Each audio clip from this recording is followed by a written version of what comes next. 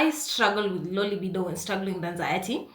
And I remember, like, at some point, the man I was dating, my let me call them my ex that I was dating at that time, he just felt like I was not loving him. And also, I've told you, like, it was just a chaos. Like, I couldn't maintain relationships, I couldn't maintain, friendships, because friendship is a two-way thing. I have to be there for you, you have to be there for me. I have to create time for you, you have to create time for me. The same as relationships.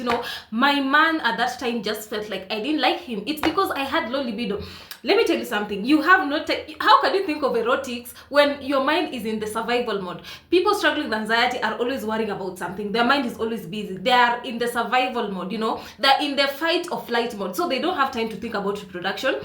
Also, your body contains so much cortisol, it lowers the production of testosterone and oestrogen, which is responsible for reproduction. So that's why you feel like you can't enjoy sex. Me, I used to just lie down there and I'm just like, finish your thing and go, because I couldn't enjoy sex, even if I wanted my mind to be at that particular moment so that I can have, I can enjoy that moment. I never used to. So anxiety destroyed so many of my relationships. I've told you about like kind of my past, where a man just like, I took the meds. That's why I literally never liked meds. I withdrew from them as early as possible, because first of all, with the meds, I felt numb, I felt fatigued, I felt like, why am I taking these drugs if I still feel the same way as I was pre-taking them? So I remember when there's this guy I was dating at that, when I was struggling with anxiety, and because I wanted to be at that, we were going on a date, and I wanted to be at that, like, I wanted my mind to be present, I wanted to participate in the conversations, I didn't want physical symptoms appearing out of nowhere, the intrusive thoughts.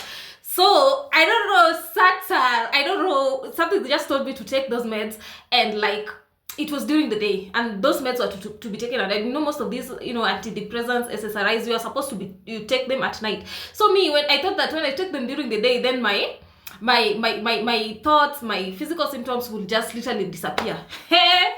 Guys, when I went there, my eyes just felt, I was dizzy, my eyes were like, they were literally almost closing. I felt sleepy, I was tired. Like, if you looked at me like this, you could know that I was having a problem. So me and meds, I literally just took them off. Back to our topic. So I was saying, anxiety destroyed most of my relationships, most of my, friendships.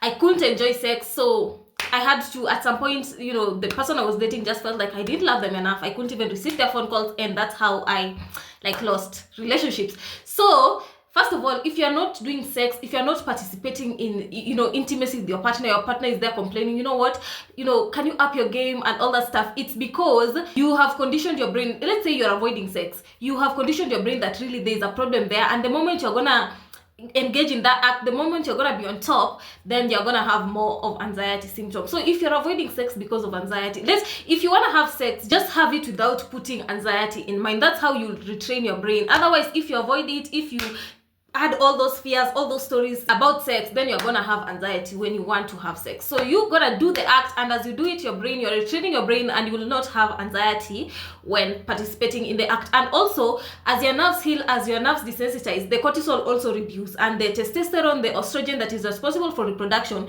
will just be released as normally.